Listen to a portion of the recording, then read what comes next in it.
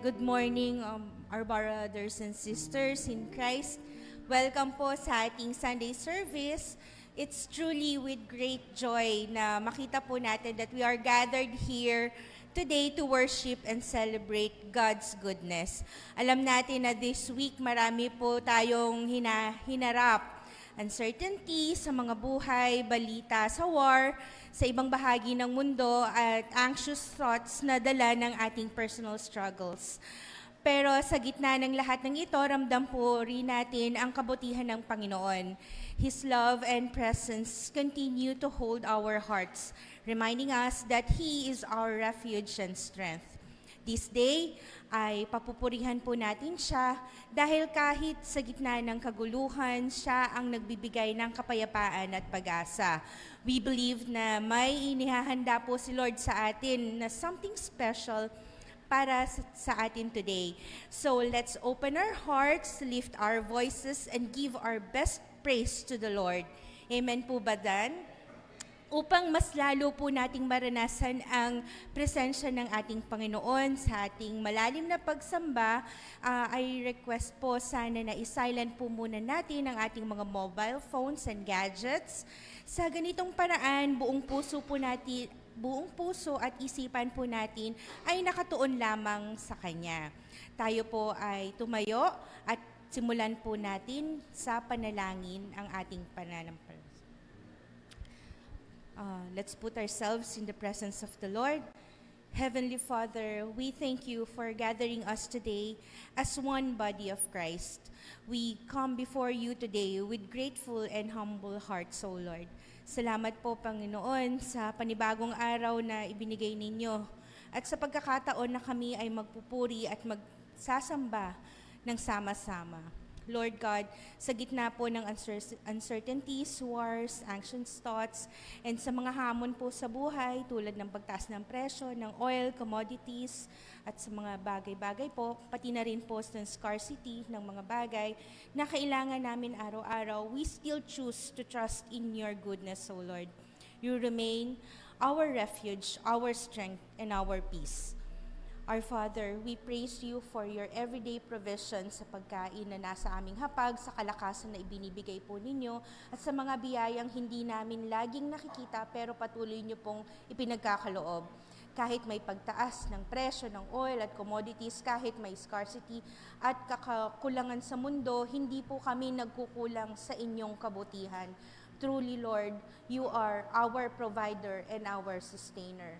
We also humbly ask for your forgiveness, Lord.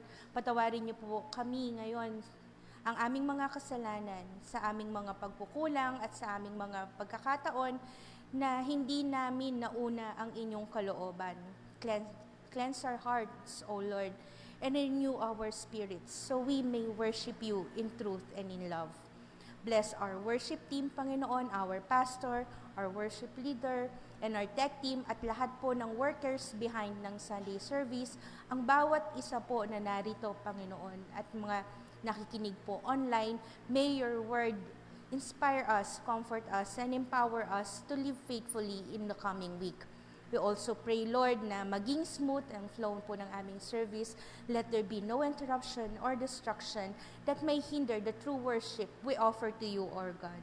Fill this place with your presence, O Lord, and let your Spirit move freely among us, O Lord. We give you all the glory, all the honor, and praises. In Jesus' mighty name we pray. Amen.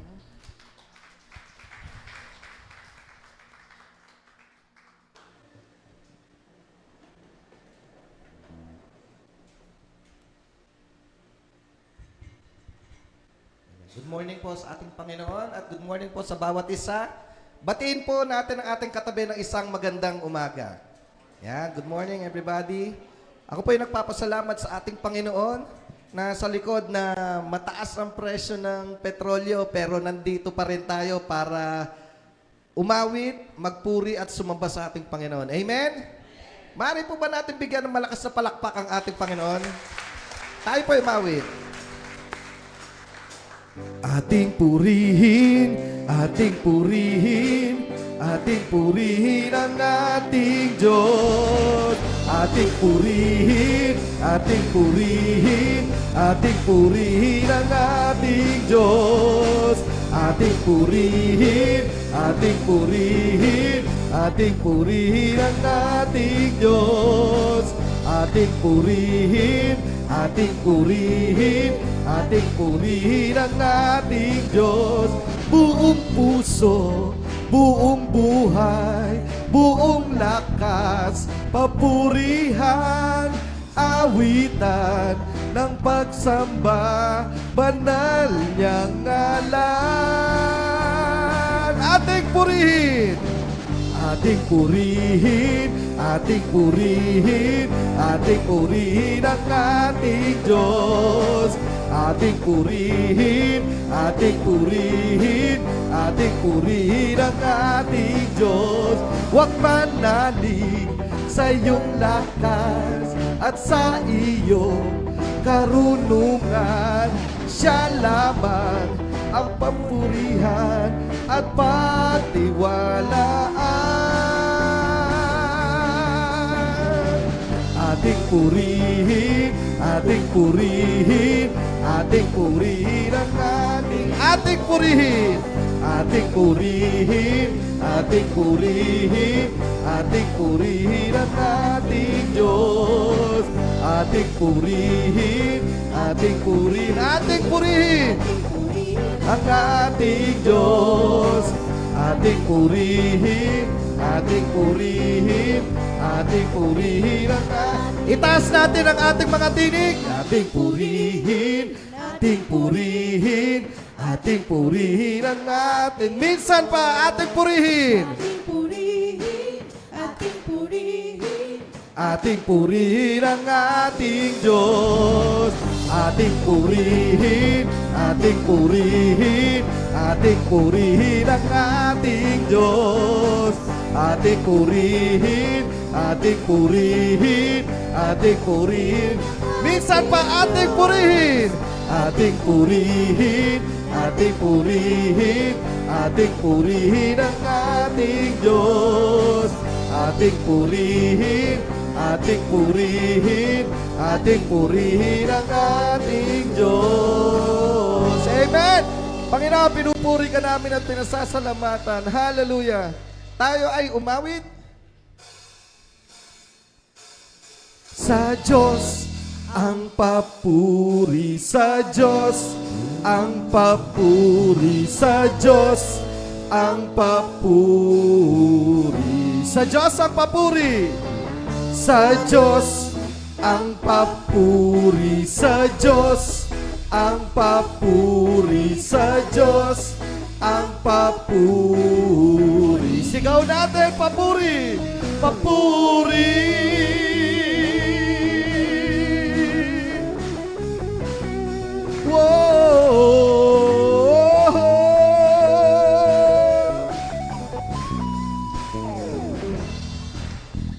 Karapat dapat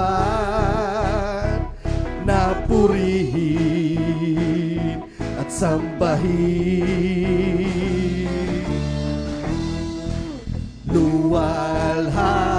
luwalhatiin, dakilain, dakilain ang Panginoon natin. Sabay-sabay natin sabihin, hallelujah! Hallelujah! Amen! Hallelujah!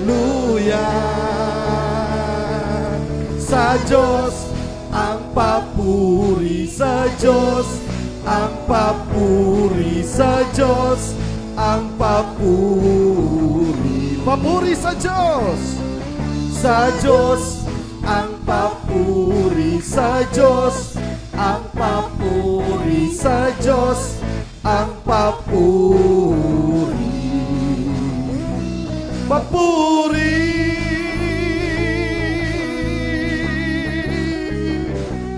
Whoa.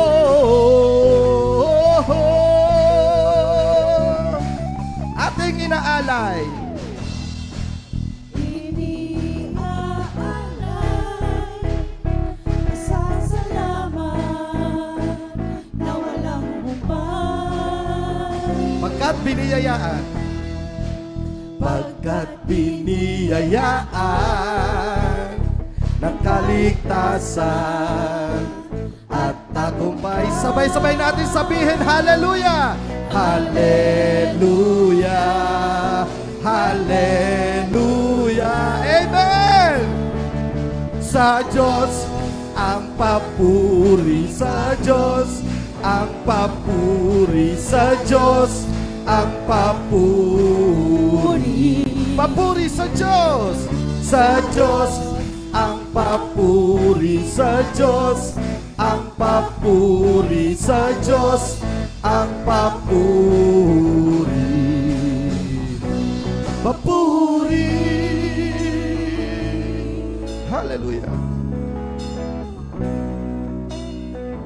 Karapat dapat na purihin, karapat dapat sambahin, dakila mong pangalan, Panginoon. Purihin ka, purihin ka, walang ibang pupurihin, walang ibang pupurihin. Sabi natin, walang ibang pupurihin, walang ibang pupurihin. Walang ibang pupurihin. Ikaw lang ang pupurihin. Ikaw lang ang pupurihin. Yan ay si Jesus. Ikaw lang ang pupurihin. Tanging ikaw, tanging ikaw, tanging ikaw. Sa Diyos ang papuri, sa Diyos ang papuri, sa Diyos ang papuri, sa Diyos ang papuri, sa Diyos ang papuri, sa Diyos ang papuri, sa Diyos ang papuri, sa Diyos ang papuri, sa Diyos ang papuri, sa Diyos ang papuri, sa Diyos ang papuri. Papuri. Hallelujah. Whoa.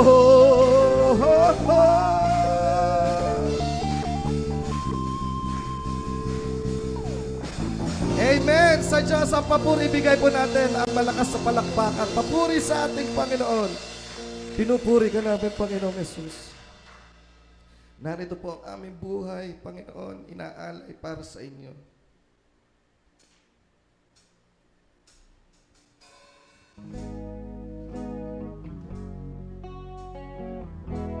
Patuloy po tayong lumapit sa ating Panginoon, ating ialay ang ating buhay at ating mga boses para awitan at papurihan ang ating Panginoon.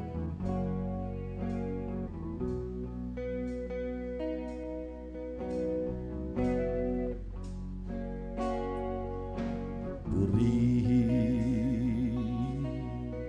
ang ngalan mo, purihin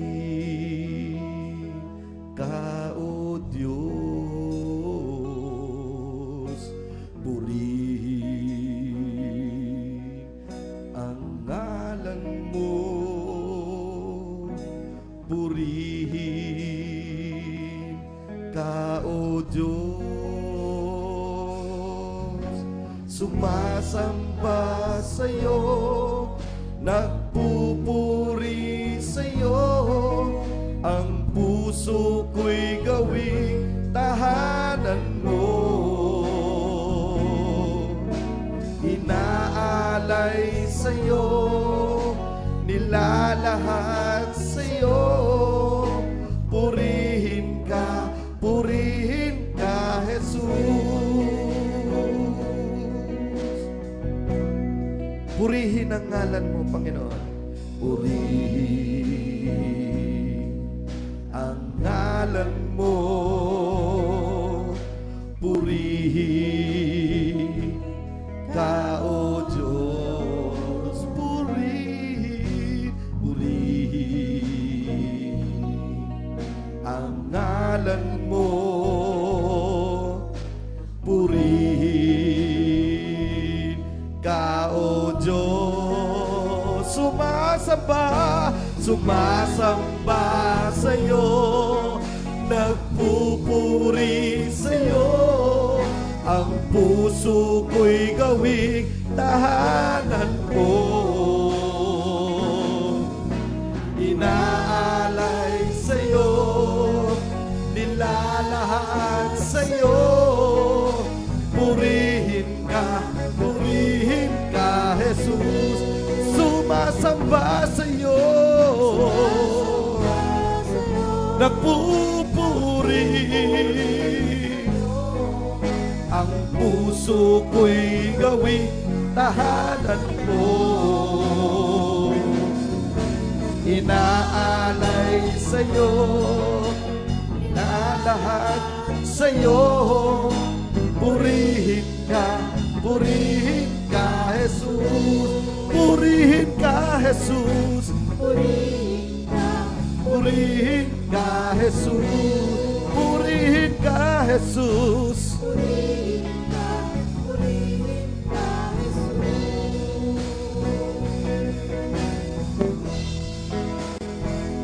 Ating awitan,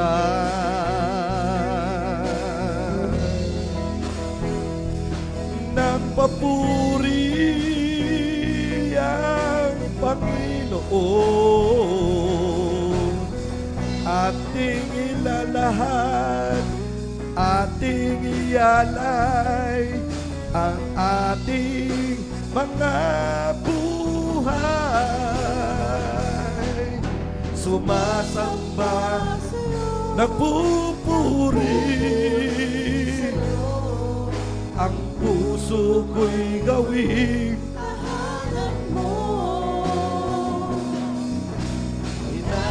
inaalay sa'yo, nilalahad sa'yo. Purihin ka, Jesus. Sumasamba sa'yo, nagpupuri.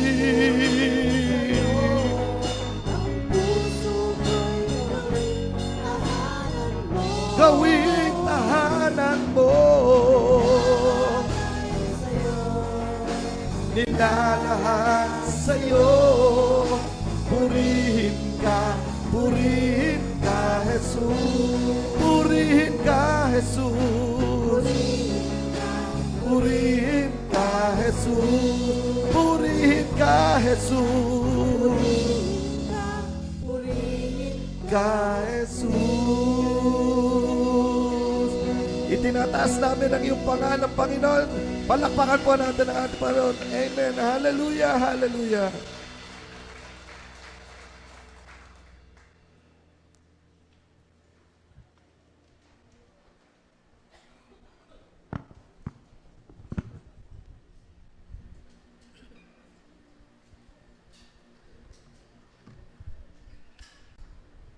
Ngayon naman po ay dadako tayo sa pakikinig ng salita ng Diyos. Let us prepare our hearts and our minds as we receive the message from our pastor, Pastor Archie. Sama-sama po natin siyang ipanalangin at suportahan habang siya po ay ginagamit ng Panginoon upang maghatid ng kanyang mensahe. Let's give our hands to our lay our hands sa our pastor. Aming mapagmahal na Diyos, we lift up to you our pastor, Pastor Archie, who will faithfully deliver your word today. Salamat po, Panginoon, sa kanyang buhay, sa kanyang pagtatalaga na oras, at sa kanyang pusong handang maglingkod sa inyo ng buong katapatan.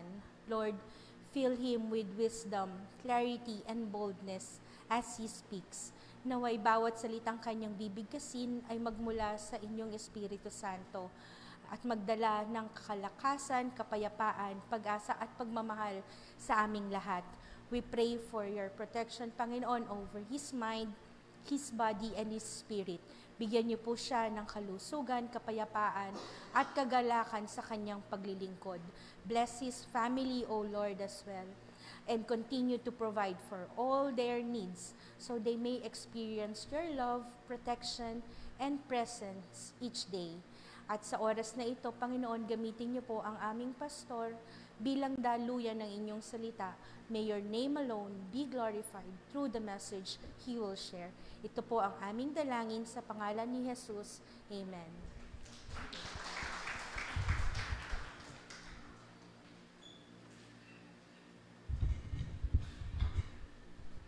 Praise God, mapagpalang umaga po. Pwede ho ba nating palakpakan ng Diyos?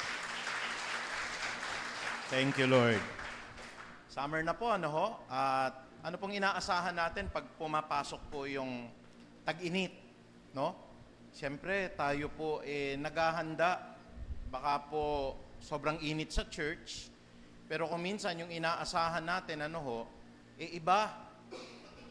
Di ba napapansin nyo po ang pananaw natin pag pumapasok po ang summer, mainit. Pero kung napapansin nyo po ngayon, parang tila baga malamig, ano ho? Hindi nga ho tumulo yung pawis ko eh. Kaya nagpapasalamat tayo sa Panginoon kung minsan yung mga bagay na inaasahan natin na nakikita nung mata natin, hindi nangyayari. Kasi ang tao po, may tendency siya na kung anong nakikita niya, yun na po ang iniisip niyang magaganap, pero hindi po ganun sa Diyos. Hindi po ganun. Nakikita natin na mga balita umuugong, bubulusok ho ang presyo ng mga gasolina, petrolyo, at tayo ho natatakot kasi yun ang nakikita natin sa balita. Pero hindi naman ho yun ang nangyayari sa ngayon. Sa ngayon, ano ho? Ako po'y sumasakay ho, nagko-commute ho ako, nakikita ko po, hindi naman tumaas ho. Lalo na, yan po, marami na akong kakilalang mga driver po ng InDrive. Napakamura kasi sa kanila, no? Hindi ako nag-advertise, pero mura talaga ho. Hindi naman ho, ganun tumaas. So kung minsan ho, dahil mas konbinyente ho, nagagamit pa rin natin. Sabi ng iba, nako, maglalakad na lang. Hindi ho nangyayari yun eh. Na mula po sa pagpasok sa eskwela, magbibisikleta na lang o kaya po pagpasok ng opisina, baka magka-carpool na lang po. Kasi ang inaasahan natin, bubulusok ang presyo na ang Diyos naman ang may control niyan, pwede naman pong payapain ng Diyos po yan, hindi tumaas po yan, kasi meron pong pananampalataya at hindi ho paningin. Minsan ho kasi nakikita natin, dinadaya ho tayo niyan eh. Alam niyo po kaya naglagay ang Diyos ng pananampalataya sa atin? Sabi ng Biblia, kayo naligtas sa pamagitan ng habag ng Diyos, sa pamagitan ng pananampalataya, hindi sa pamagitan ng inyong kakayanan. Yun ho, kaya naglagay ang Diyos ng tinatawag nating pananampalataya, ayaw niya ang tao ho magdidepende sa kanya pong kakayanan. It is by grace that you have been saved through faith. It is not on your own. It is a gift of God. Not on your own works that no one should boast. Kaya naglagay ang Diyos ng pananampalataya. Bakit ho kaya kailangan ng Diyos, for example, na magbigay tayo sa kanyang gawain, yamang kanya naman ng lahat ng bagay? Because giving is also a test of your faith. Pagbukas nyo po sa pitaka ninyo, dadalawang kusing na lang, pastor. 5 piso na lang. Pero tinetest tayo ng Panginoon, katulad ho ng isang babaeng balo, na kung ano na lang ho yung natitira sa kanya, inihulog pa niya. Because giving is also a test of faith. Kaya po sa preaching natin ngayong umaga, pinamagatan po nating pananampalataya at hindi paningin. Kasi kung minsan po, ang nakikita natin, yan ang pinaniniwalaan natin. Pero pagka po kayo'y nagpakalalim sa salita ng Diyos, pag ang banal na Espiritu ang kumilos sa inyong buhay, makikita ninyo, we live not by sight, but we live by our faith. Tayo po lahat ay yumuko. Ama naming makapangyarihan, pangunahan mo po kami sa lahat ng mga aral na ito. Na ikaw, Panginoong Diyos, ang makita at patuloy lumalim ang aming pananalig at ang aming pananampalataya, na hindi lahat ng bagay na aming nakikita sa mundo na ito ay magaganap.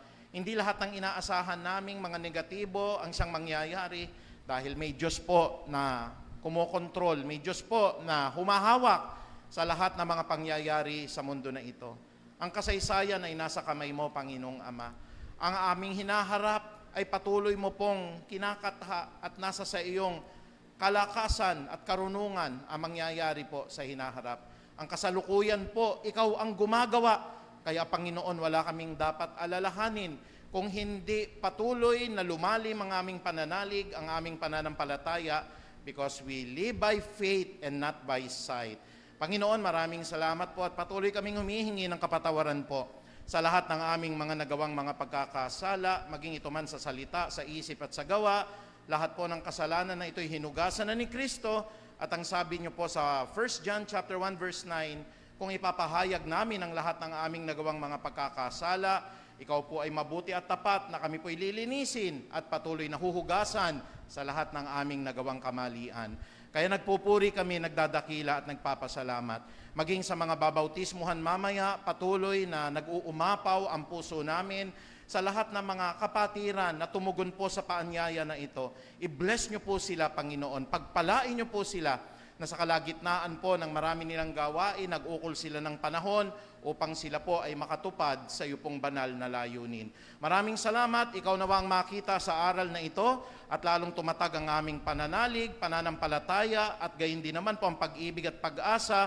Walang iba kaming luluwalhatiin, sasambahin at dadakilain, at ito po ay walang iba kundi ikaw, Yahweh. Sa banal na pangalan ni Jesus, tayo po lahat magsabi ng Amen at palakpakan natin ang buhay na Diyos. Praise God.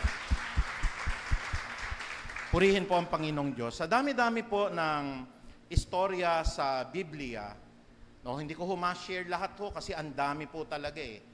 But God will always give you insights. Bubuksan ng Diyos ang puso ninyo. Bubuksan ng Panginoon ang inyo pong mga mata.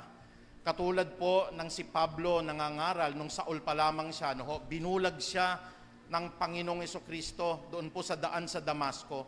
At sa pagkakabulag po sa kanya, nawala yung kanyang paniniwala sa mga batas na kanyang natutunan. Ano, kung hindi na-develop at binuksan ng Panginoong Diyos pagkatas ng isang linggo po, no, ang kanyang mga mata at nakita niya si Kristo bilang Panginoon niya tagapagligtas. Minsan sa mga bagay na mga nababasa natin sa Biblia, si Moses nakita niya na sila po'y hinaharangan ng dagat na pula. That's the vision. Yun po yung kanyang sight, yun po yung kanyang paningin. Pero hindi po siya nag-atubiling manalig sa Diyos. Sabi nga po ng kanta ni Don Moen, God will make a way even though there seems to be no way.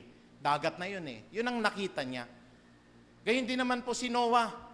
Nung binabasa ko yung kwento ni Noah, nakita ni Noah yung pagtaas ng baha. Pero hindi ho yun yung kanyang pinanampalatayanan, kundi nanalig siya sa Diyos at sila po'y sumakay ng daong at ang buong pamilya niya ay naligtas. Ganon din ho ang nakita ni Daniel. Ano po yung nakita ni Daniel? Siya po ay nasa harapan ng mga leon.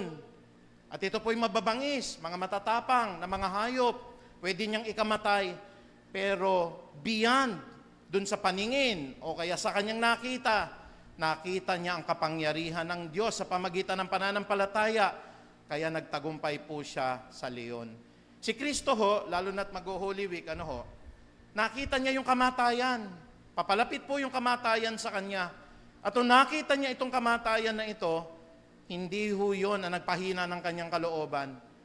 Nanalig siya, nanampalataya siya, na sino mang nanalig sa Ama ay muling bubuhayin. Sa mga katauhan po, nabanggit natin, very common po. Pero sa umaga po na ito, marami pa po kasi akong nabasang kwento that it is not merely by sight, hindi sa pamagitan ng nakikita natin, kundi sa pamagitan po ng pananampalataya. Alam niyo po, ang sabi ng Biblia, hindi natin pwedeng mabigyan ng kaluguran ng Diyos kung hindi po tayo nananampalataya. We cannot give glory and thanksgiving to the Lord without faith. Sabi po ng Hebrews chapter 11 verse 6. Hindi natin pwedeng mabigyan ng kaluguran ang Diyos kung hindi po ito dahil sa atin pong pananampalataya.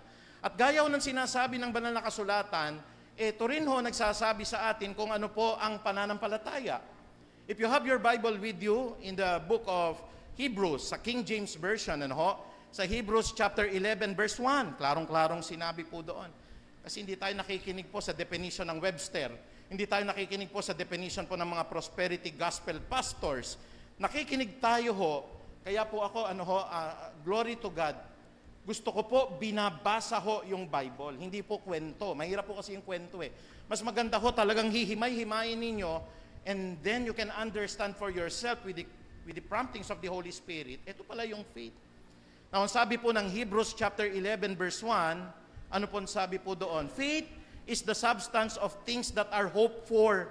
It is the substance of the things that are hoped for and the evidence of things that are not seen. Ang ganda-ganda ng paliwanag, ano?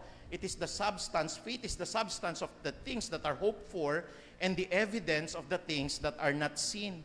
Sa Tagalog, sa magandang balita, Biblia, mas maunawaan po natin, sapagkat ang pananampalataya po ay katiyakan na mangyayari ang ating inaasahan at paninindigan sa mga bagay na hindi nakikita. Napakaganda ho. You always compare the King James Version with the magandang balita Biblia version. Marami pa po yan eh. Meron pong ang dating Biblia, mga bagong Biblia, nandoon po. Pero it's a good thing to have a criss-cross comparison para po makikita natin yung pala yung sinasabi. Sabi po ulit kanina ng Hebrews chapter 11 verse 6, imposible na mabigyan mo ng kaluguran ng Diyos kung wala ho ang pananampalataya.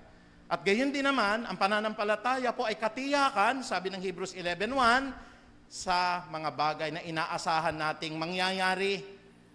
At ito po ay paninindigan sa mga bagay na hindi nakikita. Kasi si Moses ang nakita ho niya, dagat, ang haba ng Red Sea ho. Yung Red Sea po, hindi mo pwedeng basta-basta hong macross yan, kailangan may barko kayong sasakyan. Kailangan na ho nilang pumunta sa kabilahong lugar, doon po sa lupang pangako. Ang nakaharang ho sa iyo, dagat. Yun ang nakita ni Moses, pero hindi umiral yung kanyang nakita. Ito pong si Noe, nakita niya, tumataas na yung tubig, mamamatay sila. Malalakas ho yung alon, yung agos ho, yung ulan hindi humihinto. Yun ang nakita niya. Pero pinairal niya ang kanyang pananampalataya, kaya sumakay siya ng daong. Gayon din yung nakita ni Daniel. Kung ako man din nasa kalagayan ni Daniel. Ayaw sumunod ni Daniel kay Haring Nebuchadnezzar. Ayaw mo sumunod na sumamba sa mga Diyos-Diyosan, sa mga pinagawa kong ribulto na ginto. Kaya ikaw, ipatatapon kita dito sa mga leon. Nakita niya, ang daming leon ng pagsilip niya. Pero hindi umiral ang kanyang paningin. Ang umiral po kay Daniel ay ang kanyang pananampalataya sa Diyos. Ano pong tinuturo sa atin? Napakaganda mga kapatid. Sapagkat ako po at bawat isa sa atin, hindi lang tayo umaasa sa pamagitan nung nakikita. Kung hindi, ang buong puso natin ay nananalig sa pamagitan ng pananampalataya. Ang sabi po ng 2 Korinto sa 5:7, we live by faith and not by sight. At sa Tagalog, sapagkat namumuhay kami batay sa pananampalataya at hindi sa mga bagay na nakikita.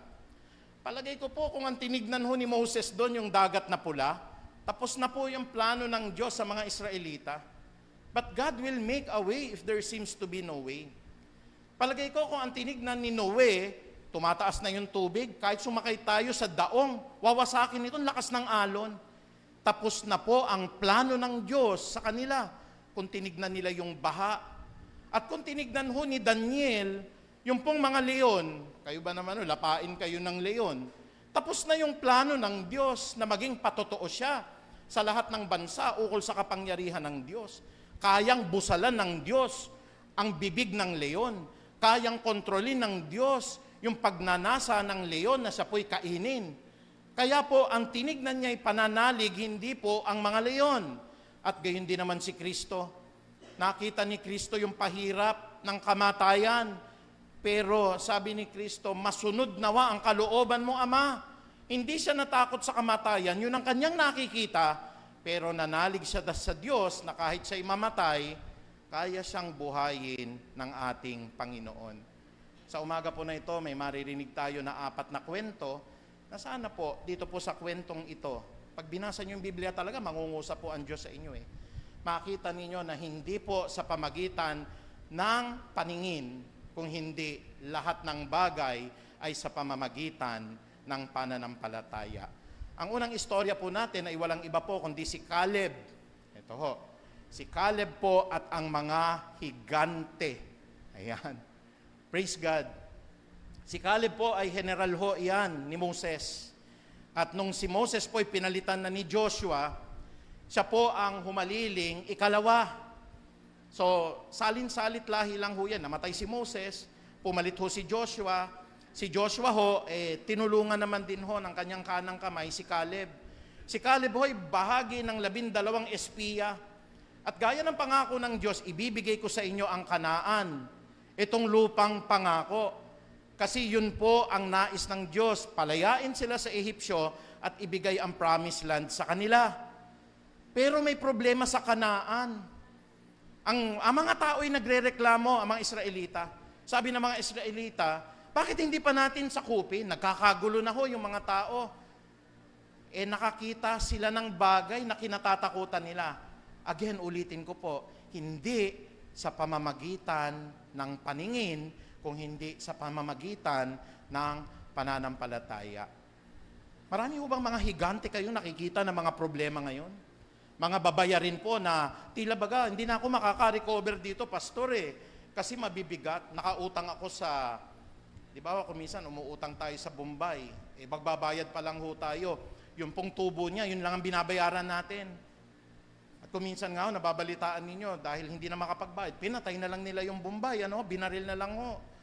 Minsan tambak-tambak ho, higante ho yung nabalitaan namin hong babayaran sa ospital. Mabigat, pastor. Kaya ho, nakakatakot.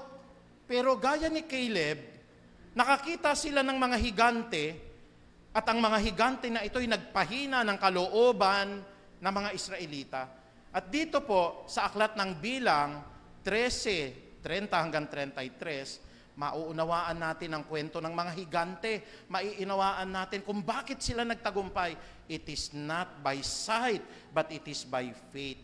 Hindi kami nabubuhay sa pamagitan lamang po ng paningin, kundi nabubuhay kami higit sa lahat sa pamamagitan ng pananampalataya. Yan po ang sinasabi ng aklat po ng 2 Korinto sa 5:7. So sabi po ng aklat ng Bilang, subalit, pinatahimik ni Caleb ang mga taong bayan na nagrereklamo na noon kay Moses. Sinabi ni Caleb, hindi tayo dapat mag-aksaya ng panahon. Lusubin na natin sila sapagkat kaya natin silang gupuin. Look at that faith. Higante ng babayarin. Huwag tayo mag-alala. Mami, kayang-kaya natin yan. Andyan ho yung higante ho na mga mabibigat na sakit. Sinabi sa akin ng doktor, stage 3, stage 4. Daddy, walang problema. Kayang-kaya natin. That's the spirit of Caleb.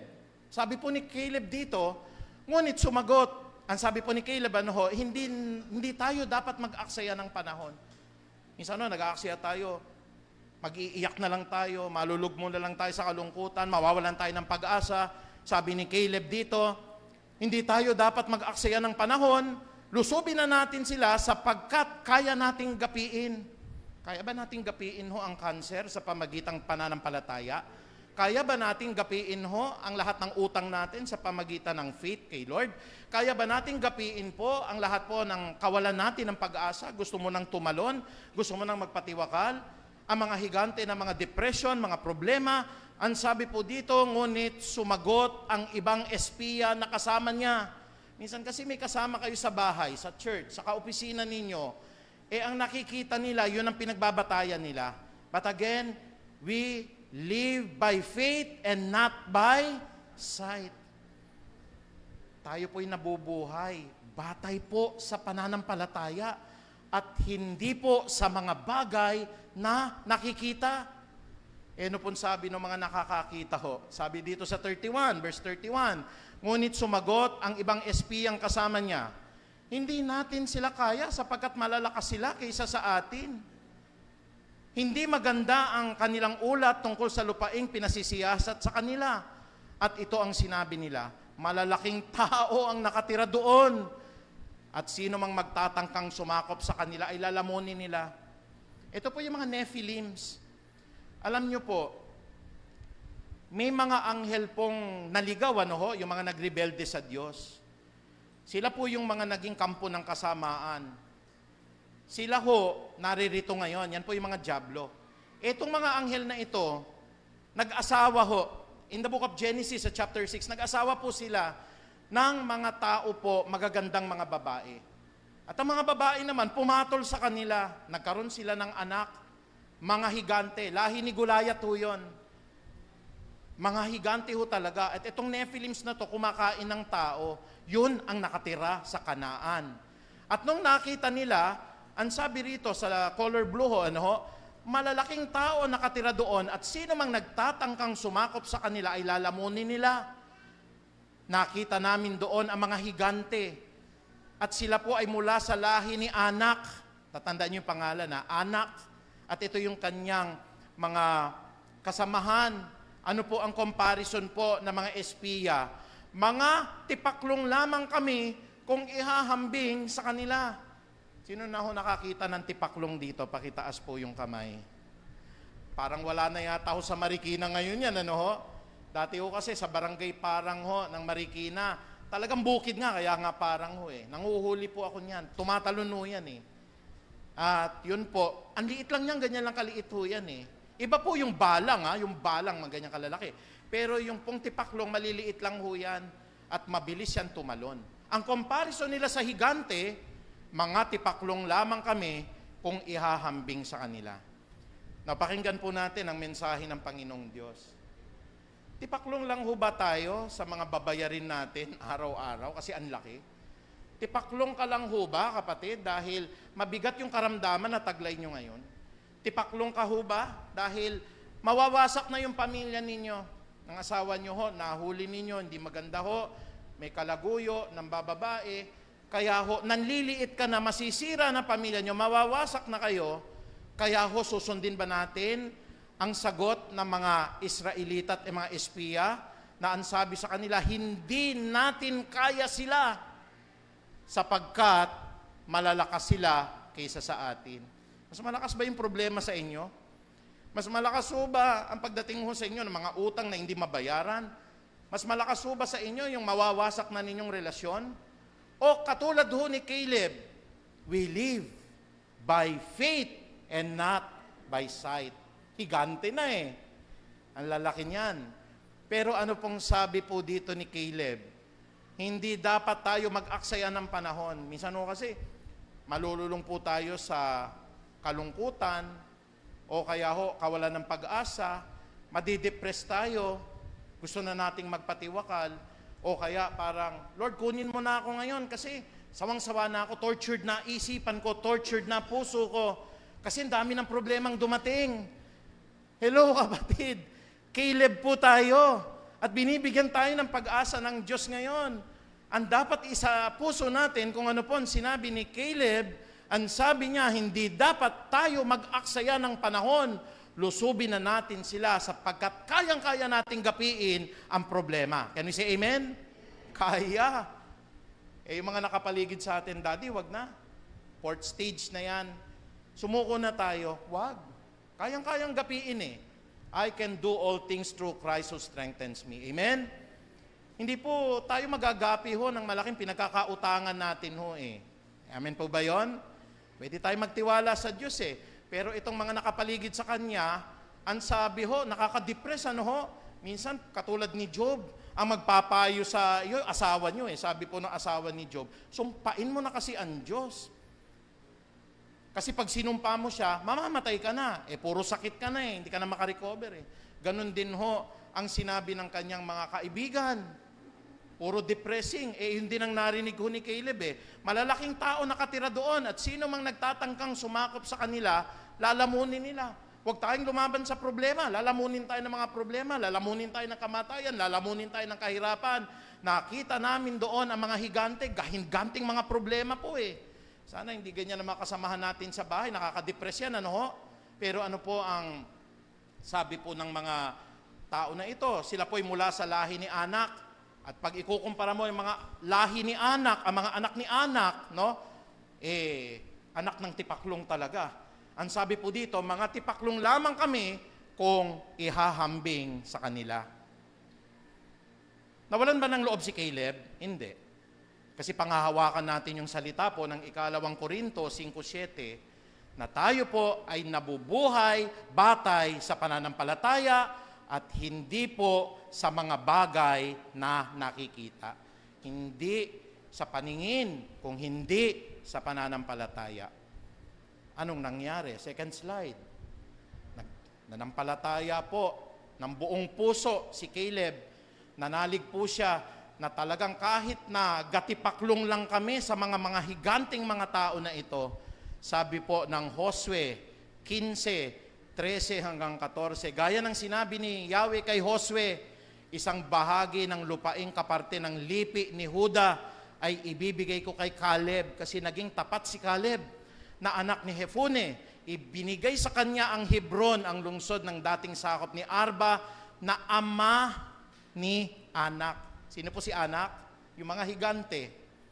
At ano nangyari sa mga anak ni Anak?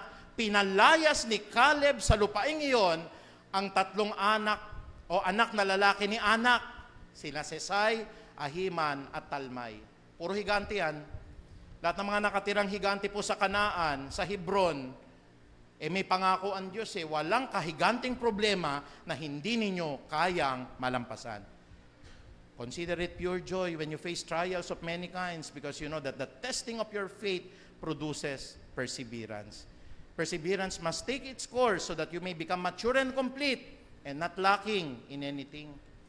Santiago 1:2, mga galak kayo pag dumadating po ang mga malalaki, higanting problema sa inyong buhay, sapagkat alam ninyo ang mga higanting problema na yan ay magpapatatag ng inyong pananampalataya.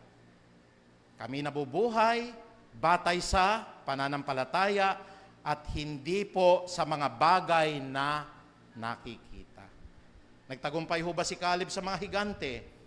Pinagpapapatay niya lahat ng higante po ng sakit, lahat ng higante po ng utang, lahat ng higante po ng kawalan ng pag-asa, sapagkat may pangako ho ang Diyos sa lahat ng mananampalataya. You cannot please God without faith.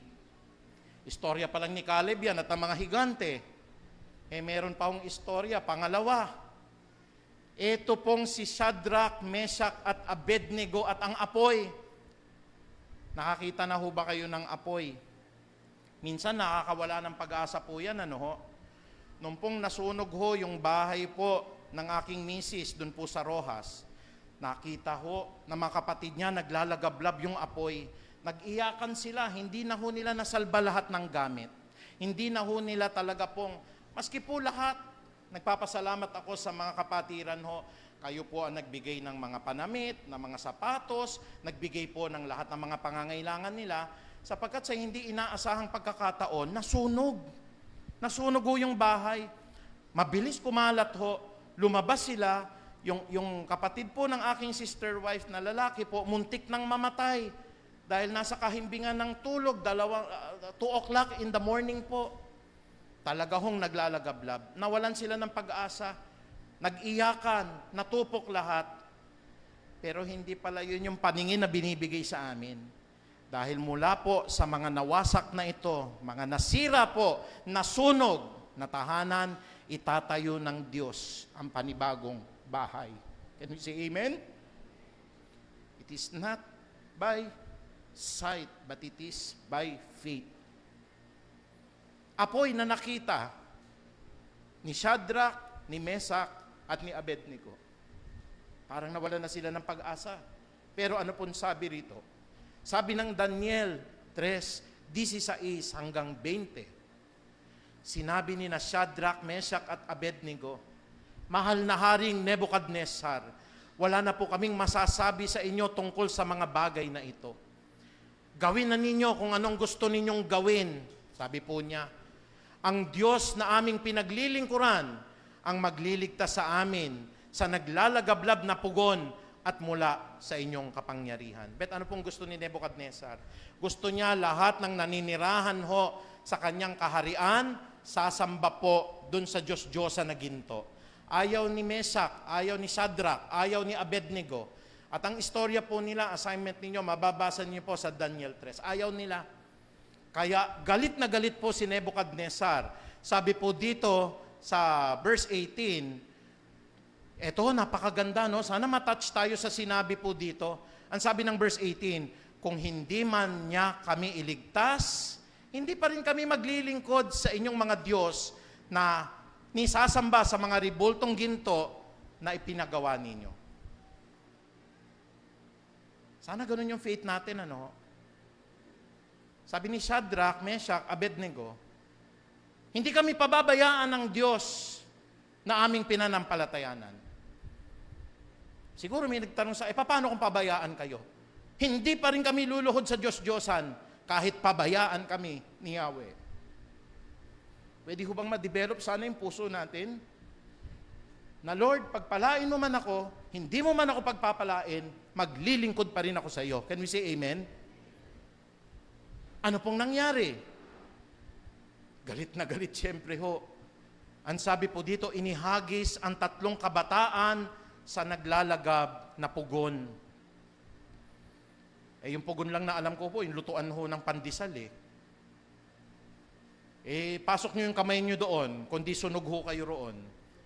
O kaya kung gusto nyo kuminsan, nagpapalitsyon kayo ng ulo, ano ho? Ang kapatid po ng aking misis nagbebenta sila ng mga ulo ng baboy. Kung gusto nyo magpalitsyon, pinapasok po sa pugon niya ng bakery. Babayad lang ho kayo. Sobrang init nga ho nun. Paglabas ho nung ulo ho ng baboy, crispy lechon na siya pinainit pa ng 7 times po ni Haring Nebuchadnezzar. Bakit sila parurusahan? Ayaw sumamba ni Shadrach, ni Meshach at Abednego sa mga ribulto na ginawa ho ni Haring Nebuchadnezzar. Kaya dito po sa verse 19, namula ang mukha ng Haring Nebuchadnezzar sa tindi ng galit. Biro mo, itong 3 kabataan na ito sinaway siya. Nagalit siya kina Shadrach, Meshach at Abednego, kaya iniutos niyang painitin ng 7 ulit ang pugon at inutusan din niya ang mga pinakamalalakas niyang kawal na gapusin sina Shadrach, si Meshach at Abednego at ihagis sa naglalagablab na pugon. Nakaranas na ho ba kayo ng apoy? Yung pong apoy po na parang wala na pong pag-asa po yung buhay ninyo. Kaya ako naihalin tulad po Literal na apoy ang naranasan ng aking mga mahal sa buhay. At ang pinakamasakit pa nito, kinuha ko ang responsibilidad sa church na ito na manalangin sa lahat ng mga kapatiran na huwag kayong masusunugan. Amen? Kaya hindi ko maunawaan ng Diyos. Apoy yung nakita ko. Pero biro nyo po yun, sa kabila po ng malaking naglalagablab na apoy, Lord, hindi ko nakita pala yung kabutihan ninyo. Ayaw nyo kasi na kami titira sa bungalo. Gusto nyo po, 4 na palapag po ang bahay namin. Can we say amen? Ayaw po ng Diyos Sabi ko sa Panginoon, napakabuti mo, Lord. Kaya pala, kasi kung ganun lang yung bahay, hanggang ganun na lang hindi na marirenovate, hindi na maaayos. Pero kailangan palang wasakin ng Panginoon. Minsan kailangan mo ibigay yung mga bahay. Kailangan po padaanin sa apoy. Minsan may sinasabi si Pablo po doon po sa unang Korinto, doon po sa 13 hanggang 16. Kasi kung minsan yung mga gawa natin, gawa lang sa kahoy, gawa lang sa dayami, gawa lang sa mga bagay na madaling masunog. Kaya pag pinadaan ng Diyos, tupok. Pero kung ang mga bagay na ginawa ninyo, gawa po sa mamahaling bato, sa mga ginto, sa mga pila, ibig sabihin po, totoo yung heart ninyo. Ginawa nyo ito dahil sa pag-ibig, ginawa ninyo dahil sa pananampalataya, ginawa ninyo dahil sa pag-asa, pinadaan sa apoy ng Diyos, at ang lahat ng ginawa ninyo nanatili. Kaya nung nakita nila, sige, mahal na Nebuchadnezzar, tapon nyo na lang kami. Hindi kami pababayaan ng Diyos naming kinikilala. At sige kahit pabayaan kami, hindi pa rin kami luluhod sa inyong mga Diyos-Diyosan. Tignan nyo hindi kami nabubuhay sa pamagitan lamang po ng ating paningin. Higit sa lahat, tayo po ay nabubuhay batay sa ating pananampalataya. Ano nangyari kay Meshach, Shadrach at Abednego? Next slide. Dito po, sa Daniel 3:26, lumapit si Haring Nebukadnezar sa may bunganga ng pugon. Sobrang init. Sinabi niya, lumabas kayo riyan at hali kayo, Shadrach, Meshach at Abednego, mga lingkod ng kataas-taasang Diyos.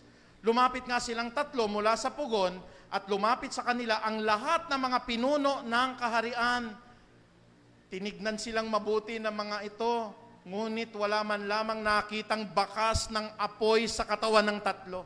Actually, nung sumilip si Haring Nebukadnezar, hindi naman tatlo yung nakita ko eh. Ilan yung nakita niya? 4. So may tumulong sa kanila.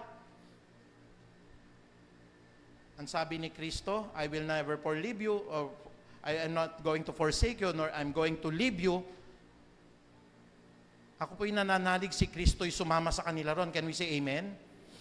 Kaya sabi po dito, hindi nasunog ni bahagyaman ang kanilang buhok at ang kanilang kasuotan. Hindi rin sila nag-amoy usok. Ano pong masasabi natin? Wala pong apoy na hindi po kayang gapiin ni Yahweh sapagkat si Kristo ang nangako, hindi kita iiwan ni hindi kita pababayaan. Apoy lang ho ba'y nakikita natin? Hindi ko maunawaan yun. Nagdamdam ako sa Lord noon. Panginoon, grabe ka. Napahiya ako sa mga kapatiran. Ministry ko po yun eh. Lord, sana po walang masusunugan. Isa-isa ko kayo sa journal. Sana po bahay po ng Mendoza family, wag pong masusunog. Sana po ang bahay po ng Talag family, wag masusunog. Pinananalangin ko po lahat kayo, nakalista po. Tapos pinaramdam sa akin ng Diyos, kayo ang masusunugan. Magdaramdam po kayo eh. Pero ang bait ng Lord, ayaw niya lang po pala nakatira kami sa ganoon po na bungalo. Anak, gusto ko palakihin yung bahay ninyo eh. Hindi ko nakita yon. Ang nakita ko'y apoy. Hindi ko nakita ang kabutihan ng Diyos at ang magandang plano po na gagawin niya. Can we say amen? Pwede ba nating palakpakan ng Diyos? Hallelujah! Praise God. Minsan lang ho, hindi naman po si Shadrach, Meshach at Abednego pa. May isang bagay pa, kwento sa Bibliang nakita nila, wala ng pag-asa. At ito po ay walang iba kundi si Gideon. Ikatlo ho, ito po'y napaka-interesanting istorya, no ho. Lalaban si Gideon, sabi ng Panginoon, pasasakupin ko sa inyo ang mga Midianita. So tinignan nila, ilan ang sundalo ng Midianita? 132,000. Ha? 132,000. Sabi naman niya sa kanyang sarili, ilan tayo? 32,000. I think 135,000 yung sundalo ng Midianita. Sila po, 32,000. Mismatch na kagad eh. Pero may iniuutos ang Diyos eh. Ang sabi po dito sa Hukom 7:2-3, sinabi ni Yahweh kay Gideon, sobrang dami ng tauhan mo para pagtagumpayin ko kayo laban sa Midianita. Sa mata, 32,000 lang kami, Panginoon. Ang kalaban namin, 135,000. Tapos madami pa kami. Hello? Baka maganununin ninyo ang Diyos eh. Sabi ko rito, sabi ni Yahweh, sobrang dami ng tauhan mo, 32,000 kayo. Para pagtagumpayin ko kayo laban sa Midianita. Kasi pag ganyan kayo karami, baka akalain nila sa kanilang mga sarili, yung mga Israelita, natalo nila ang mga Midianita, hindi dahil sa tulong ko. So minsan nagtatabas talaga si Yahweh, para hindi tayo talaga aasa sa sarili natin. Kaya sabihin mo sa mga taong bayan na lahat ng natatakot ay maaari nang umuwi. Nang sabihin dito ni Gideon, 32,000, ilan ang umuwi? 22,000 takot. Hindi pala lahat yon gustong lumaban. O lahat ng 32,000, sino na natatakot? Ayaw ninyong mamatay, uwi na kayo. Natira 10,000, matatapang yan. Pero hindi ho lahat ng matatapang matalino ha. Kailangan ng tapang, kailangan din ng talino. So sapat na ho ba yung 10,000? Next slide, tignan natin anong pinagawa po ni Yahweh. Ganun nga ang ginawa ni Gideon, sabi ng Hukom 7:5-7. Pagdating nila sa batis, sinabi naman ni Yahweh, ibukod mo naman ang lahat ng iinom na parang aso. Paano uminom yung aso? Pag uminom ho siya, nakayuko siya eh. Hindi ho tumitingin yung aso at iinom, titingin at iinom. Ang aso ho, pag uminom, nakatingin lang sa tubig yan hanggang siya po ay mabusog. Pwede siyang mapatay. Kaya ang sabi po ni Yahweh, ibukod mo ang lahat ng umiinom na parang aso at ibukod mo rin ang mga luluhod habang umiinom. Yung mga sundalong, ang pag-inom po'y sasalok at nakatingin habang siya po ay umiinom, iwan mo. Yan ang ilalaban natin. So ibukod mo ang lahat ng umiinom na parang aso, ibukod mo ang mga nakaluhod lamang o habang umiinom, ang sumalok ng tubig sa pamagitan ng kamay upang uminom ay 300. Mula sa 10,000, yung mga uminom, 300 ho yung uminom ng sinasalok at tumitingin. Ibig sabihin, matatalino sila. Tinitignan nila, baka may umatake. At ang iba'y lumuhod upang uminom. Sinabi ni Yahweh kay Gideon, ang 300 sumalok sa pag-inom, ang isasama mo upang pagtagumpayin ko kayo at gapiin ang mga Midianita. Ang iba na may pauwiin mo na. My God. Lord, wag niyo naman akong ganyanin. May kasakasama ako sa Peace of Harvest, 100. Yung mga ayaw sumama po sa pagpapahayag ng salita ng Diyos, umuwi na kayo. Lord, 90 ho, umuwi. Takot sa init. Ilan na natira ho? 10. Nung nandoon po, panay ang reklamo. Ang init, Pastor, hindi namin kaya. Sige, umuwi na kayo. Ilan na natira? 3. Sapat na ho ba yung 3? Opo. If there are 2 or 3 gathered in my name, I am there in the midst of them. Napapasalamat po tayo. Nanawagan po ako na may magpabautismo. 2 ho, magpapabautismo. Pastor, maglulublob kayo sa tubig. Gagawa ninyo, 2 lang naman yon. Mapapasma pa kayo. Wala po akong pakialam. If there are 2 or 3 gathered in my name, there am I in the midst of them. Can we say amen? Hallelujah. Hindi po 32,000 ang kailangan ng Diyos. Ang kailangan ng Diyos, 300. Ilan ang sundalo ng Midianita? 135,000 versus 300. Anong nangyari ngayon? Next slide. Kita ninyo, huwag niyong titignan yung dami nila. Pastor, dun po sa kabilang church, libo-libo sila. 3, tayo dito sa Peace of Harvest, 30. Totoo naman yung puso natin lahat. Dun po sa libo-libong yon, nandun lang ho sila dahil malamig ang aircon, masaya, nagpapatawa yung pastor, hindi ho tinatalakay ang kasalanan. Prosperity gospel. Mga kapatid, huwag niyo pong pagkakamalian. Maraming mga pastor gagaling ho mag-preach, pero binubuklat ho ba ito? Madali hong magkwento pero dapat ho hinihimay-himay natin ito para hindi ho naloloko yung mga miyembro. Ano po nangyari? Doon po sa 300, sina Seba at Salmona ay nasa Karkor noon kasama ang nalalabi nilang kawal. Yung mga Midianites ito na 5,000 o 15,000 sapagkat ilan ang namatay? 120,000 na ho, ang napapatay sa kanila. 135,000. Napatay nung 300. Ang sabi ng verse 28, lubusang natalo ng Israel ang Midian at ito'y hindi na nakabawi, nagkaroon ng kapayapaan sa Israel sa loob ng 40 taon habang nabubuhay si Gideon. Pastor, matanong lang namin, anong ginawa? Ang dami nun Militarily, physically, hindi pwedeng magtagumpay Kaya mga kapatid, huwag kayong magdaramdam na nasasabihin ninyo, wala na tayong pag-asa sa China. Kayang-kaya natin ng China, kasama natin ng Diyos Can we say amen? Hallelujah, huwag tayong matatakot. Pastor, 4 na bilyon sila. Tayo ho, wala pa ho yata tayong 100 milyon, pero kasama natin ng Diyos. Ano pong sabi dito mga kapatid, natalo nila ng lubusan ng Midian at ito po ay hindi na nakabawi. Ano po yung ginawa nila? May instruction si Yahweh, pakibasa niyo po yung buong aklat ng hukom. Sabi po dun sa mga sundalo, yung pong mga ninyo, yung mga dala-dala ninyong palayok, babasagin ninyo. 2:00 ng madaling araw, babasagin ninyo. Yung 300, dala-dala yung mga palayok. Yun lang ang nila, weapon nila. Alam niyo ginawa ho nila? Binasag nila. Sa sobrang tarantaho ng mga Midianita, nagpatayan sila lahat. God will make a way if there seems to be no way. Si David po, kinaharap ang Gulayat. Pero mga kapatid, natinag ho ba siya? Si Goliath ho, full armor ang suot. Siya po 5 maliliit na bato. Siya po ba'y nawalan ng kalooban? Ang sabi po ni Haring David, mula sa araw na ito, gaya ng sinasabi ng Diyos na makapangyarihan ng Israel, ang Diyos at ng langit at ng lupa, ibinibigay ka niya sa aking kamay, papatayin kita sa ngalan ni Yahweh. Dapat ganun ang attitude natin sa mga higanting problema, sa mga apoy na mga pagsubok, sa mga laksa-laksahong mga sundalo ng Midianita. At anong sabi po rito? Lubusan hong natalo ng Israel ang Midianita at ito ay hindi na ho nakabawi. Pastor, hindi namin maakyat po yan talaga. Ayan ho, matataas ho yung mga nilagay ho na mga bakod dyan. Hindi ho kami pwedeng sumampa dyan.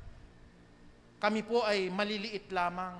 Pero may ginawang mirakulo ang Diyos sa buhay ho ni Joshua. 4, sabi po dito, si Joshua ho at ang malalaking pader ng Jericho. Minsan no, nakakakita tayo ng mga pader ho, no? Hindi na ako tutungtong dyan, pastor. Kasi alam ko na kinalalagyan ko, ayaw kong bumangga sa pader. Pero alam niyo ho ba, pwede tayong bumangga sa pader?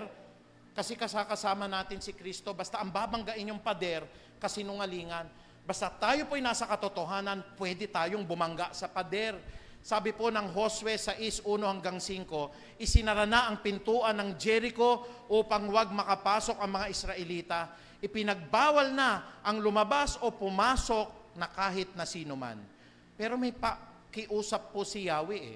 Sinabi ni Yahweh kay Josue, pakinggan mo ito. Pagka ho nagsalita si Yahweh, pakinggan natin. Ano pong sinabi ni Yahweh? Ibibigay ko sa iyong kamay ang Jericho upang sakupin ito at gapiin ang kanyang hari at magigiting na mga kawal.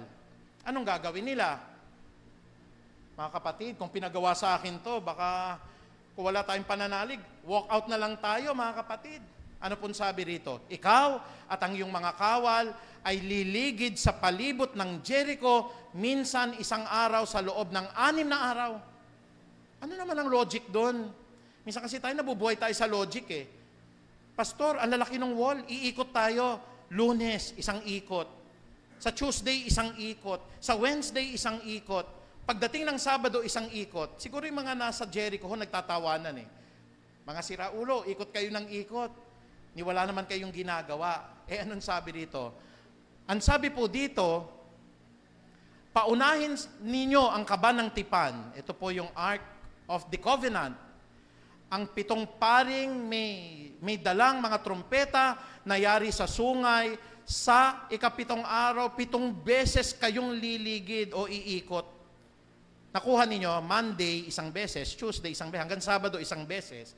Pagdating ho ng linggo, 7 beses kayong iikot at ang sabi po dito, 7 beses kayong liligid sa lungsod at hihipan ninyo ng mga pari ang dala nilang trompeta.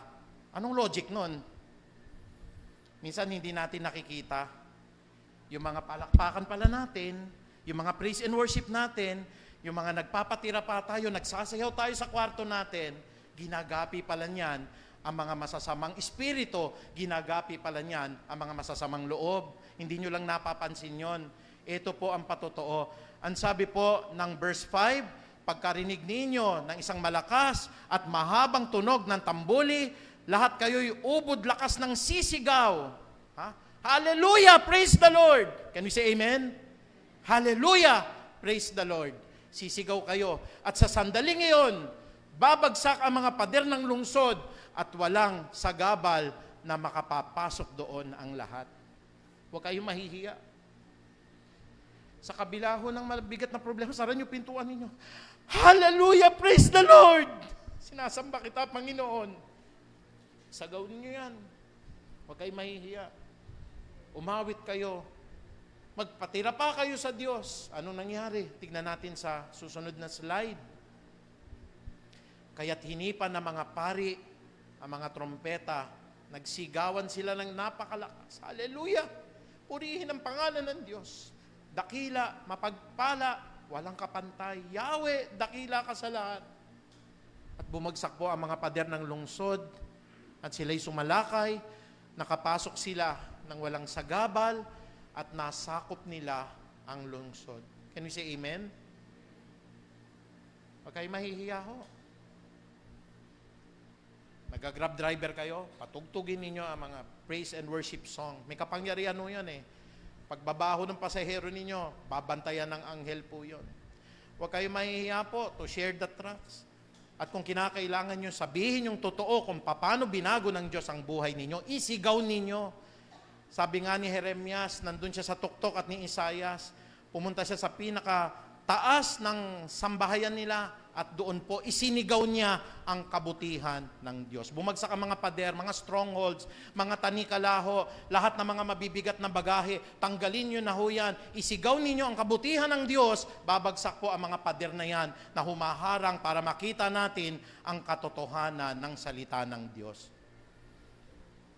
Pastor, kasi mga kilalang tao yan eh. Si Caleb po yan eh. Laban sa mga higante. Si Shadrach, Meshach at Abednego po yan eh. Laban sa apoy, mga kilala po yan eh.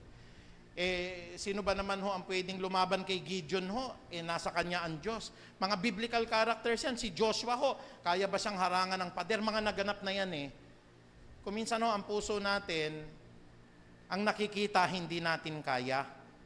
Pero gaya ho, nang sabi ulit, babalik lang ho ako sa 2 Korinto 5:7, no? We live by faith and not by sight.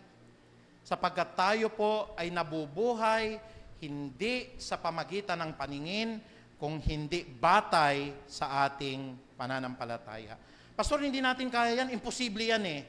Pero bilang pangwakas, sa Lucas 19:26, panghawakan natin ang sinasabi po ng Panginoong Diyos. Dito po sa Mateo 19:26, tinignan sila ni Jesus at kanyang sinabi, hindi ito magagawa ng tao. May higante eh. May apoy eh. Meron pong mga libu-libong Midyanita eh. Meron pong nakaharang po eh, no, na pader ng Jericho. Pero ano pong iniiwan sa atin ni Jesus? Hindi ito magagawa ng tao, ngunit magagawa ng Diyos ang lahat ng bagay. Naniniwala ho ba kayo na walang imposible sa Diyos? Magagawa po ng Diyos ang lahat ng bagay. Tayo po ito palakpakan natin si Yahweh. Hallelujah! Praise God. Panginoon, kami po ay nabubuhay, hindi po batay sa aming nakikita, kundi batay po sa aming pananampalataya. Salamat, Panginoong Diyos, that we live by faith and not by sight. At dahil po dito, Panginoong Ama, alam ko ang bawat isa po ay may kanya-kanyang mga higanteng kinakaharap ngayon. Nung pong si Caleb ay lumusob po sa Kanaan, nawalan ng kalooban ng kanyang mga kasamahan.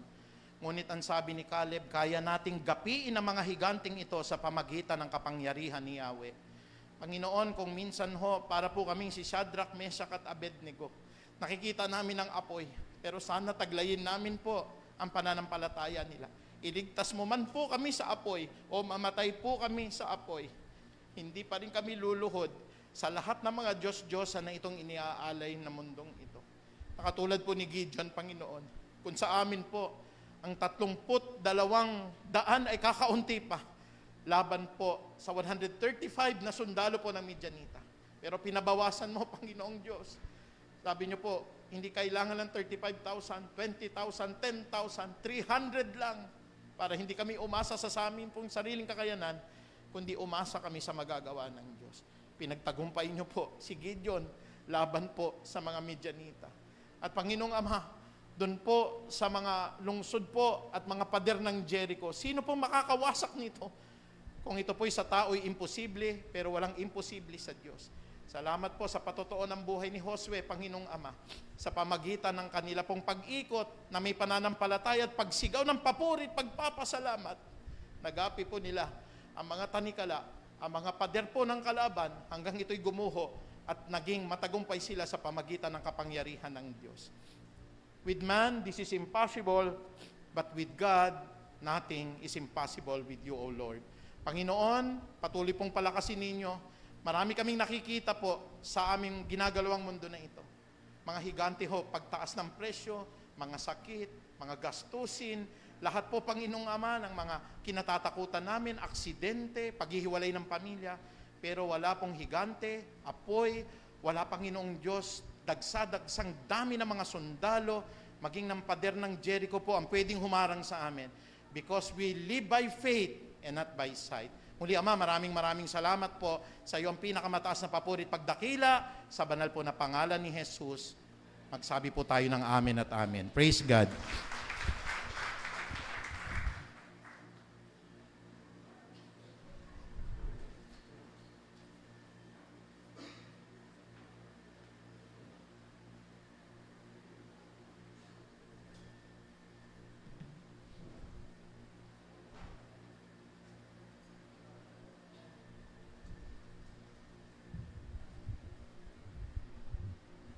Dumako naman po tayo sa ating pagbibigay at samahan niyo po akong basahin ang Lucas 6:38.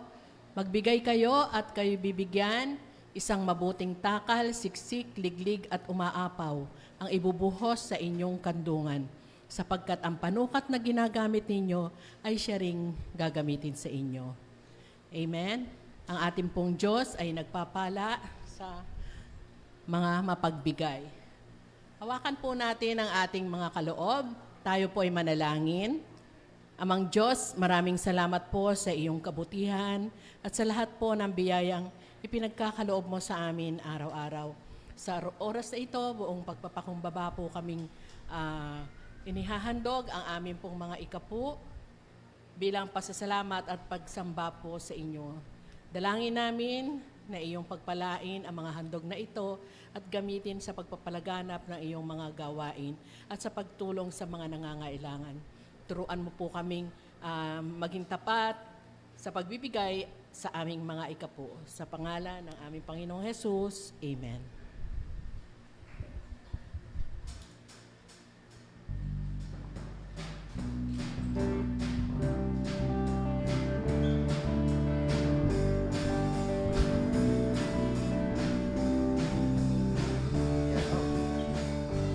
May galak sa aking pagbibigay, buong puso ay aking inaalay.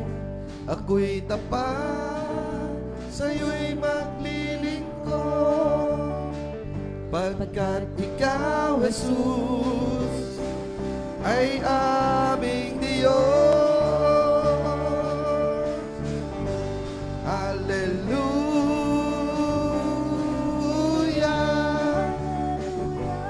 hallelujah.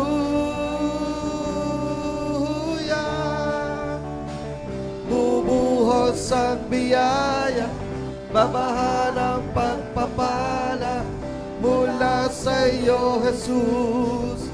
Purihin ka. Hallelujah, purihin ka. Hallelujah, itaas ang ngalan niya. Hallelujah, sambahin ka, O Panginoon, mahal kita.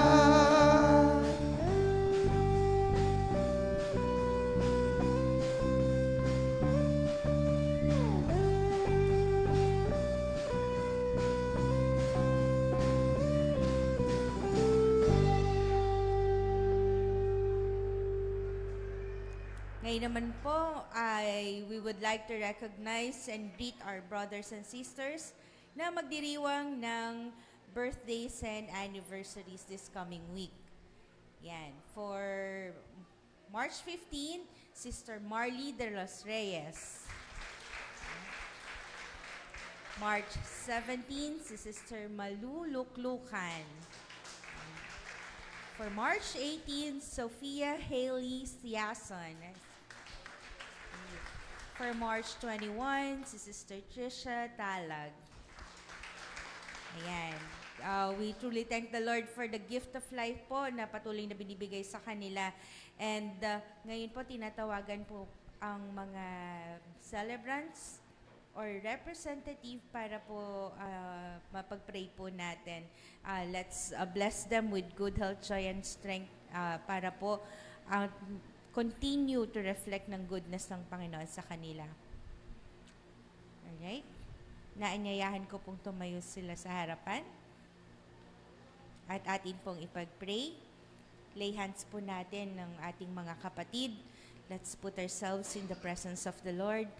Aming Ama na nasa langit, maraming salamat po sa buhay ng aming mga kapatid na nagdiriwang po ng kanilang mga kaarawan nito pong darating na linggo. Panginoon, para po sa mga kapatid namin nagdiriwang ng mga birthday, we praise you for the precious gift of life na patuloy po ninyong ipinagkakaloob sa kanila.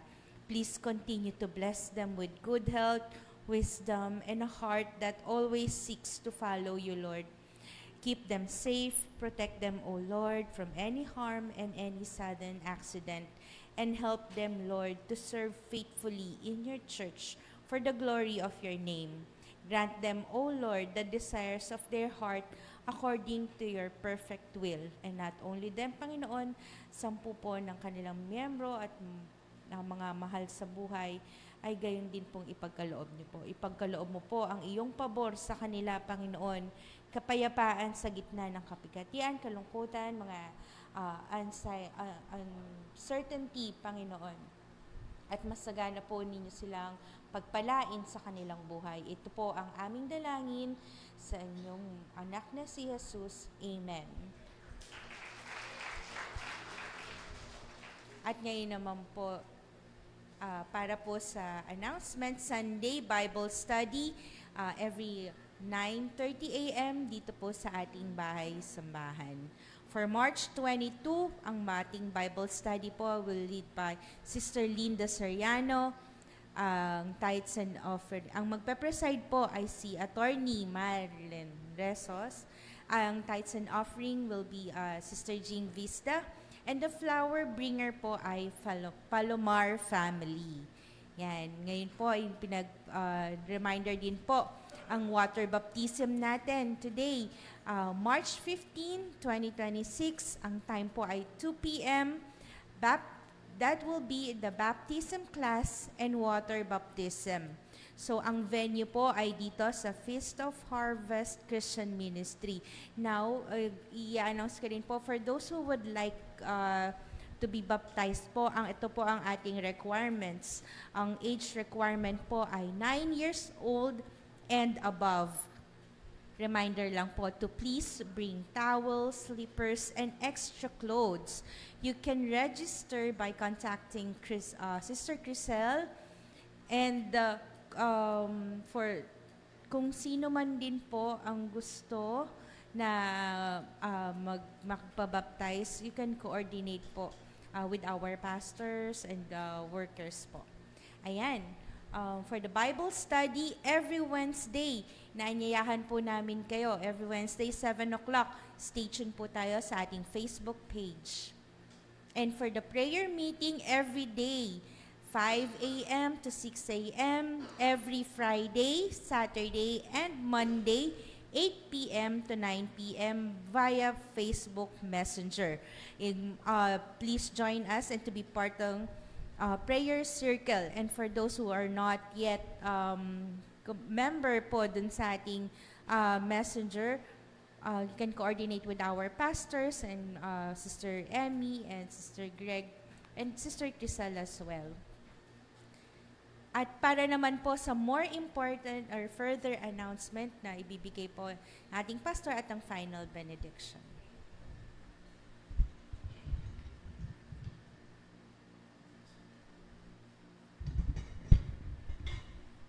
Sige po, tayo po lahat ay tumayo. Mamaya po pakidala lang yung baptism gown po sa atin pong pagbabautismo. At tayo po lahat ay umuko para tanggapin natin ang pagpapala, gabay patnubay, lalo tigit ang pag-ibig at kaligtasan ng ating dakilang Ama. Muli po, Panginoong Diyos, nagpapasalamat po kami sapagkat ang mga bagay na nakikita namin ngayon ay hindi talaga yan po ang kalooban ninyo na maganap sa aming buhay, kundi mag-rely kami sa pamagitan ng pananampalataya at patuloy magagapi namin ang lahat ng mga problema, mabibigat man at tila baga pong wala pong solusyon. Lalagyan niyo po, Panginoon Diyos, ng daan upang kami po ay makalampas po sa lahat ng mga ito. at sa pamagitan po ng kapangyarihan ng Ama naming nasa langit, at gayon din naman po ng pag-ibig ni Kristo Jesus, ng pag-ibig at pakikipisan ng Santo at Banal na Espiritu. Panginoong Diyos, binabasbasan ko po ang lahat ng iyong mga hinirang, una sa lahat po ng panalangin ni Moses. Panginoong Ama, tanggapin po ng bawat isa, maging Ama nakikinig po ngayon online, ang pagpapalang ito.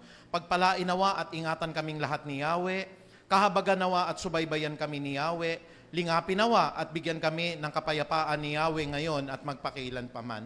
At gayon din naman po ang panalangin ni Jabez, Panginoon. Binibitawan ko po at tanggapin po nawa ng bawat isa ang lahat ng blessings na ito. O that you are going to bless us, O Lord.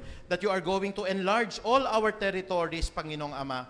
That you will let your hands be upon us and to keep us away from harm so that we will not feel any pain and you will answer all our prayers. At ang panalangin din naman, Panginoong Ama, ni Haring David, binibitawan ko po sa lahat ng inyo pong mga mananampalataya sa iglesyang ito, that surely goodness and love will follow us all the days of our lives, and we will dwell in the house of the Lord forever. Muli, Ama, maraming salamat sa iyo po ang pinakamataas na kaperihan. To God be the glory. In Jesus' mighty name we pray. Amen. Praise God.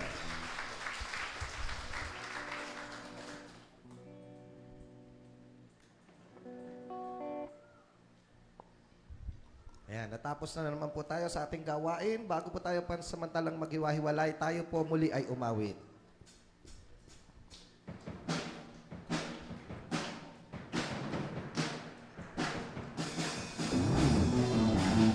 Panginoon, narito ang aming pagsamba. Tanggapin mo po. Ito.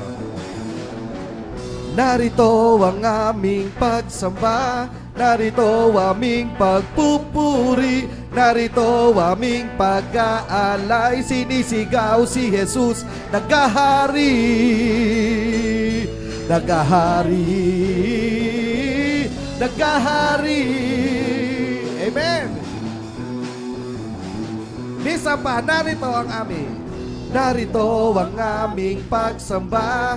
Narito aming pagpupuri. Narito aming pag-aalay. Sinisigaw si Jesus, naghahari. Naghahari. Naghahari. Sabihin natin, si Jesus naghahari.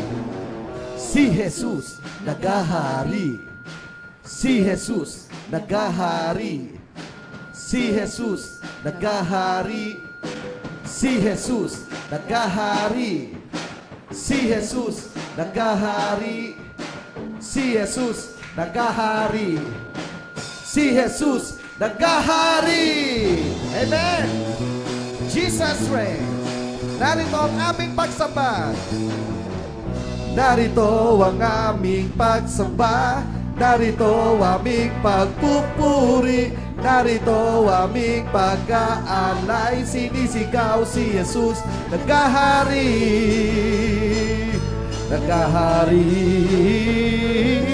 Naghahari. Magandang umaga po sa ating lahat. Narito ang aming pagsamba.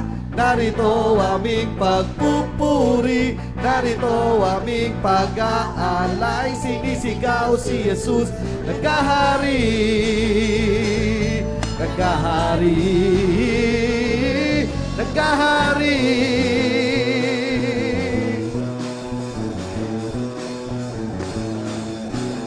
Magandang umaga po sa ating lahat. Tayo po ay magkita-kita muli sa susunod na linggo. God bless us all.